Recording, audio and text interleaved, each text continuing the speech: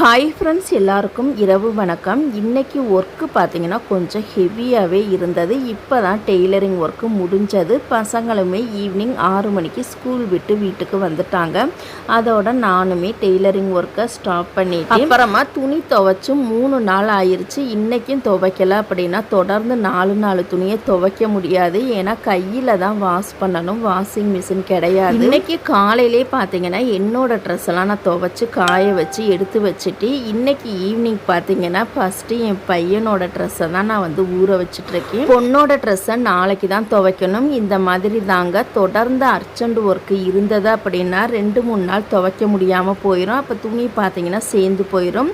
அப்புறம் ஷிஃப்ட்டு படி தான் நாங்கள் துவைப்போம். அதுக்கப்புறமா அந்த 2 நாளில் துவைச்சி முடிச்சதுக்கப்புறமா எப்போதும் போல் ரெகுலராக 3 பேர் ட்ரெஸ்ஸையுமே அன்னன்னைக்கு குளிச்சுட்டு அன்னன்னைக்கு நான் துவைச்சி போட்டுருவேன். துணியை துவைச்சிக்கிட்டே பார்த்தீங்கன்னா சைடில் மாவுமே அரைச்சிடலாம் அப்படின்னு சொல்லிட்டு கிரைண்டரை கழுவி எடுத்துட்டு ஃபஸ்ட்டு உளுந்தம்பருப்பு அரைச்சிடலாம். அப்போ தான் ஒரு 1/2 மணி நேரம் ஆகும். அதுங்களாட்டி நம்ம துணியையுமே துவைச்சி எடுத்துடலாம் அப்படின்னு சொல்லிட்டு உளுந்தம்பருப்பை தான் நான் ஃபஸ்ட்டு போட்டேன். துணியை துவைச்சி காய போடுறவங்களாட்டியுமே மாவுமே அரைச்சி ரெடி பண்ணிட்டு மாவு மட்டும்தான் கரைக்கணும். அது இருக்கட்டும் சொல்லிட்டு துணியை நான் காய போட்டு கிளிப்பு நான் போட்டுக்கிட்டு இருக்கேன்.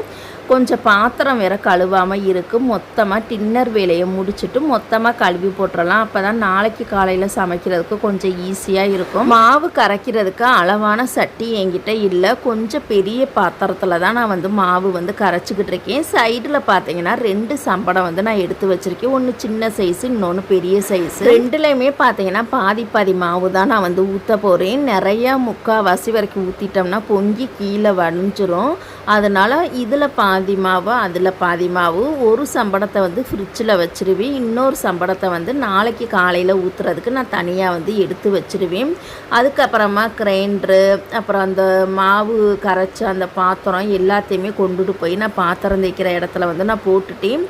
கிரைண்டரையுமே நல்லா தொடச்சி அதையுமே உள்ளே தூக்கி வச்சுட்டு இந்த கிரைண்டரில் மாவரைச்சோன்னு பார்த்தீங்கன்னா கரெக்டாக 1/2 மணி நேரத்துலேயே நம்ம ஃபாஸ்ட்டாக அரைச்சி முடிச்சிடலாம். அரிசியெல்லாம் பார்த்திங்கன்னா 10 நிமிஷத்துல அரைச்சி ரெடி ஆயிரும். அந்தளவுக்கு ஃபாஸ்ட்டாக இந்த கிரைண்டர் வேலை செய்யும். இன்றைக்கி டின்னருக்கு என்னான்னு பார்த்தீங்கன்னா பன் தோசையும் தேங்காய் சட்னியும் தான். அதை சாப்பிட்டதுக்கப்புறம் தான் வெளியில் பார்த்தீங்கன்னா நிறையா பாத்திரம் நான் கழுவ போட்டிருக்கேன். அதெல்லாம் கழுவி எடுக்கணும். இந்த குட்டி விழாக்கு உங்களுக்கு பிடிச்சிருந்ததுன்னா லைக் பண்ணுங்கள்.